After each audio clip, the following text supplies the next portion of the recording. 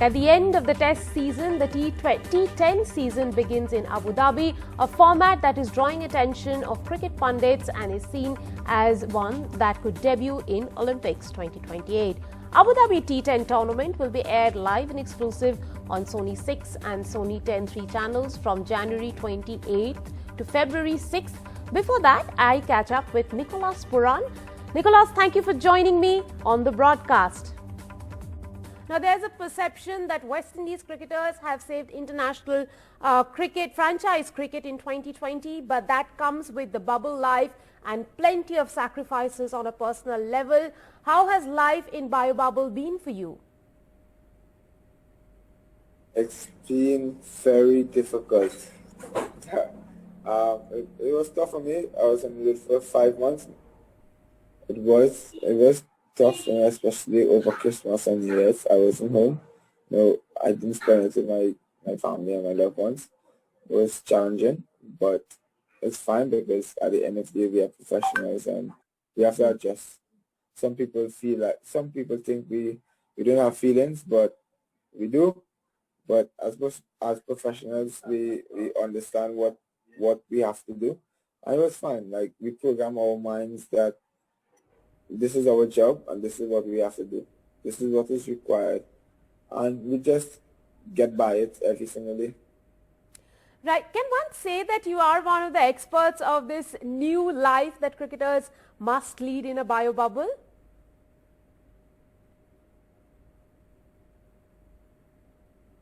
Yes, definitely. I have a lot of experience in the bubble, so yes. Now, moving from T20 to T10, Nicholas, what is the change and what are the challenges that are ahead of you? Is it skill or mental aspect of the game? Where does the challenge really lie? I wouldn't say it's skills. I would say it's more of a mindset. As professionals, we have to adjust.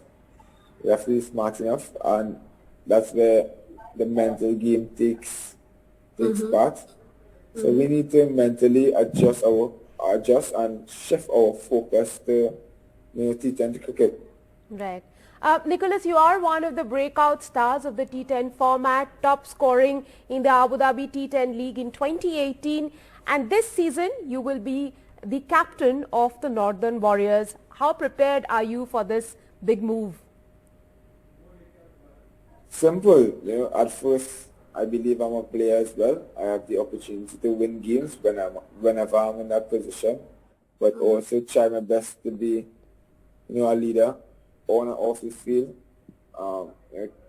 I think motivation is the key.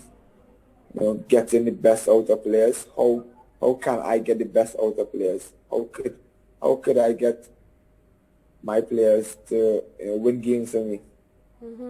So yeah. Now, Indian fans will remember you by the spectacular save against Rajasthan Royals in this edition of the IPL. What does it really take to become a fielder like that? Two things: believe in yourself and hard work. Simple as that. Yeah. I felt like I could be one of the best fielders in the world, but in saying that's okay. But I actually have to put in the hard work in order to be one of the best fielders in the world, and that is not going to happen overnight. Jonty Rhodes was your fielding coach, the fielding coach of Kings 11 Punjab. What did you tell Jonty thereafter? Was he amazed or expecting an effort like that from you? I actually told Jonty that we were training. I was like, Jonty, before I leave IPL, I'm going to be one of the best fielders in Kings 11. And he was like, I have no doubt. I believed you would be one of the best fielders. So fortunately, that save kind of sent my credit up. So it made me felt good, and obviously Jonty, because he was actually teaching us how to save balls on the boundary as well. Right. So we learned a lot from him. So yeah. Nicholas, you rocked the IPL stage, the 2013 edition. In fact, the 13th edition last year in 2020 with some wonderful batting and fielding efforts. Do we see you back in this edition as well? The auctions are going to take place next month. I'm available for IPL, yes. I'm not sure if I'm not sure if Kings 11 is going to retain me or they're going to put me back in the draft at the moment, so I can't really answer to that. But I'm excited for IPL. I'm How is looking it forward like? to it.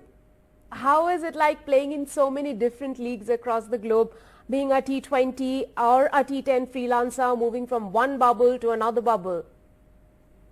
It's very exciting, to be honest. You get the opportunity to learn as an individual. You get the opportunity to learn about different cultures, the way the Australians play, the Indians play. You learn how they play the cricket as well, the Englishmen. So we are fortunate to get that opportunity. A lot of cricketers don't get the opportunity to learn cricket, learn conditions, and learn from other players. I'm one that is very fortunate. So I'm very thankful to it. It's different, and I can only speak for myself, but you enjoy what the different leagues bring.